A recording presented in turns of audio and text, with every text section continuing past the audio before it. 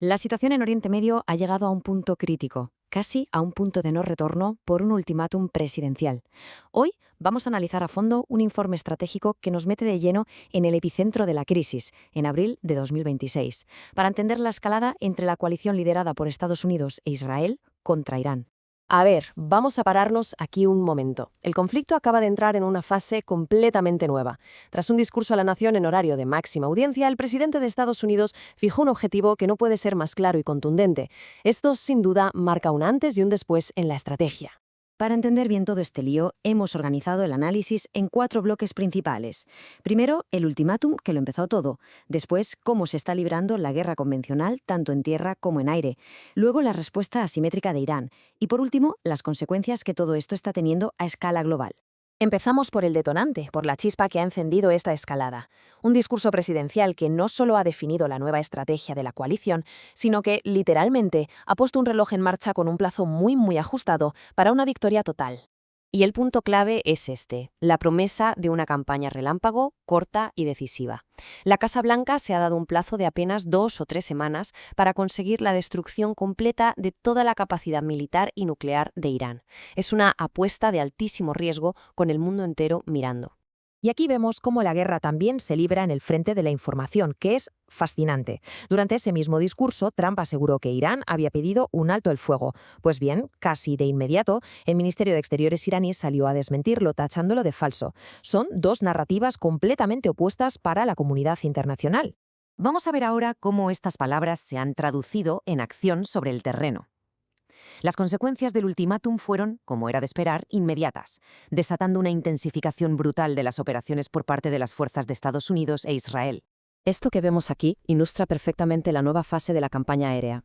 El despliegue de bombarderos pesados B-52, volando directamente sobre Irán, es una demostración de fuerza que no deja lugar a dudas. Implica un dominio aéreo total y la capacidad de lanzar ataques devastadores en cualquier rincón del país. El informe destaca un concepto estratégico que da mucho que pensar en la operación terrestre del sur del Líbano. Lo llaman el modelo de Gaza y consiste, según el documento, en demoler sistemáticamente infraestructuras para asegurar la zona hasta el río Litani e impedir el regreso de fuerzas hostiles. Pero a pesar del dominio aéreo, esta cifra nos devuelve de golpe a la realidad. La guerra en tierra sigue siendo increíblemente intensa y letal. El informe confirma 4 soldados israelíes caídos en combates cuerpo a cuerpo, un recordatorio del altísimo coste humano de esta invasión.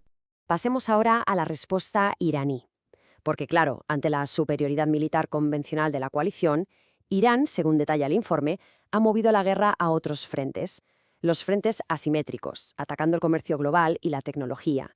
Aquí vemos la estrategia, paso a paso, para convertir el cuello de botella del petróleo mundial en un arma de guerra.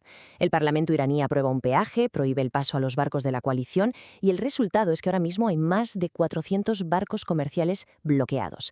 El informe lo llama directamente terrorismo económico. Y este es el efecto inmediato en los mercados. El precio del barril de Brent se disparó casi a los $105. Y esta volatilidad no es solo un numerito en una pantalla, alimenta directamente el miedo a una nueva ola de inflación global que puede notarse en los bolsillos de medio mundo. La guerra asimétrica además se está extendiendo al sector privado. El informe detalla amenazas muy explícitas de la Guardia Revolucionaria iraní. Amenazan con destruir físicamente las instalaciones en la región de todos estos gigantes tecnológicos. La acusación, que su tecnología de inteligencia artificial se usó para asesinar a líderes iraníes. Y por si fuera poco, el frente cibernético está que arde. Según el documento, un grupo de hacktivistas asegura haber robado una cantidad masiva de datos que incluirían planos del caza F-35 y piden un rescate de casi $600 millones. Una escalada muy seria en la ciberguerra. Ahora vamos a ampliar el foco para medir el coste real de todo esto. Un coste que no se mide en objetivos militares, sino en vidas humanas y en las consecuencias diplomáticas que están sacudiendo no solo la región, sino todo el planeta. Estas son las cifras que arroja el informe y, la verdad, pintan un panorama desolador. La diferencia en bajas militares es enorme, pero es el número de víctimas civiles y de heridos en ambos bandos lo que nos da una idea de la escala real de la devastación. Y este gráfico desglosa una de las estadísticas más trágicas, las muertes de civiles. El impacto sobre la población que no participa en el conflicto es brutal, y se concentra, según el informe, de forma abrumadora en Irán y el Líbano. Y acabamos con la gran pregunta que plantea el propio informe. Con el bloqueo económico, la ciberguerra, la crisis humanitaria y esa promesa de una victoria militar rapidísima, la situación parece estar en un punto de no retorno. La cuestión que queda en el aire es si de verdad existe alguna salida que no sea una escalada todavía mayor.